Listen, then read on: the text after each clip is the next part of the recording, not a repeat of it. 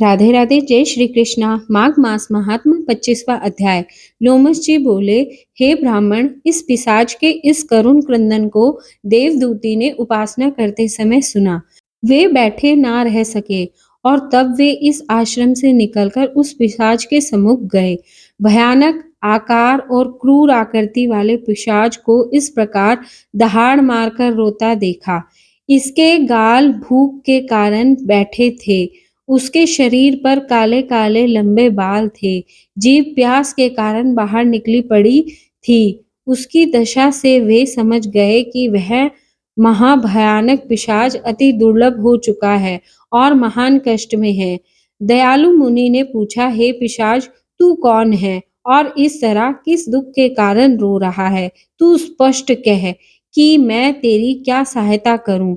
मेरे इस आश्रम में प्रभु के प्रताप से कोई जंतु कष्ट नहीं पाता और सभी को बैकुंठ के समान सुख प्राप्त होता है।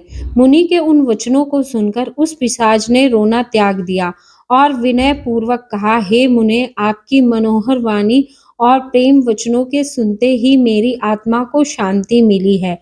मेरा कोई पुण्य उदय हुआ है जिसके कारण आपके दर्शन प्राप्त हुए हैं। पुण्य के बिना महात्माओं से समागम नहीं होता है। ऐसा कह उसने अपना संपूर्ण वृतांत सुनाते हुए कहा, हे मुने, अंत समय जिनका नाम मात्र लेने से प्राणी को बैकुंठ की प्राप्ति होती है, उन भगवान विष्णु का मैंने मूर्खतावश अनादर किया था। उसका फल पा रहा हूँ। जो समस्त चराचर के स्वामी हैं, उनसे द्रोह करके मैंने महान कष्ट पाए हैं। भयानक नरक यातनाएं भुगती हैं और अब पिशाच योनि को भुगत रहा हूँ। यदि मुझे इस योनि से मुक्ति प्राप्त हुई तो मैं निश्चय यहीं भगवान विष्णु की आराधना करूंगा। इस योनि से दया करके आप ही मुझे मुक्त करवा सकते हैं।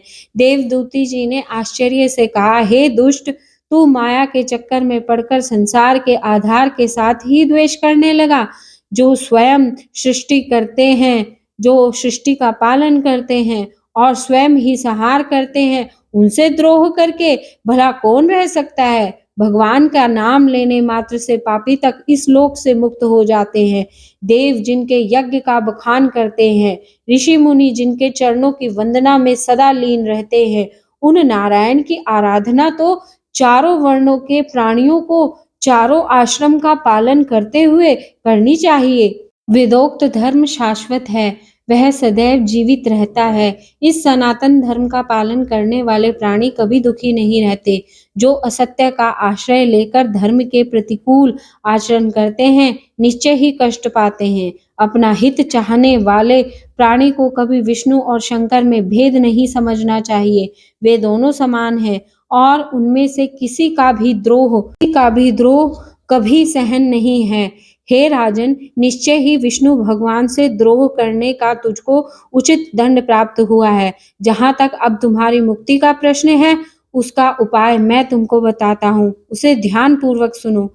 देवदूती बोले, हे भद्र, माघ मास प्रारंभ होने से पहले ही तुम तीर्थराज प्रयाग चले जाना। शास्त्रों का कथन है कि वहां संगम के जल में माघ स्नान करने से प्राणी के समस्त पाप उसी प्रकार नष्ट हो जाते हैं जिस प्रकार सूर्य की किरणों के द्वारा अंधकार का नाश हो जाता है। वहां स्नान करने से पूर्व जन्मों के पाप भी नष्ट हो जाते हैं। माघ स्नान का फल अद्वितीय है और उस पर तीर्थराज प्रयाग के संगम जल में माघ स्नान करने के फल का वर्णन करना बड़ा कठिन है। संक्षेप में इतना समझ लो कि संसार का ऐसा कोई पाप नहीं है जो उसके द्वारा नष्ट ना हो सकता हो। ऐसा कोई यज्ञ नहीं जिसका फल इस स्नान से श्रेष्ठ हो। इसके बराबर कोई तप नहीं जो इनकी तुलना में टिक सके। ऐसा कोई दान नहीं जो इससे श्रेष्ठ फल दे सके। यह तो पृथ्वी पर मोक्ष का द्वार है। माघ मास में त्रिवेणी स्नान महान फलदायक है। वहां स्नान करने से अवश्य तेरी यह योनि नष्ट होगी। तेरे समस्त पाप उसी प्रकार जलकर भस्म होंगे जिस प्रकार आग की एक छोटी सी चिंगारी घास के बड़े ढेर को स्वाहा कर देती है। हे भद्र, त्रिवेणी स्नान के महात्म का वर्णन करना मेरी शक्ति के बाहर है। इसके जल स्पर्श करने मात्र से ही केरल का ब्राह्मण मुक्त हो गया। ऋषि के इन वचनों को श्रवण कर पिशाच ने पूछा, हे मुने, कृपा करके केरल के ब्राह्मण का वृतांत कहें। इति श्री माघ मास महात्म 25वां अध्याय समाप्त। श्रीमन नारायण नारायण नारायण, श्रीमन नारायण नारायण नारायण।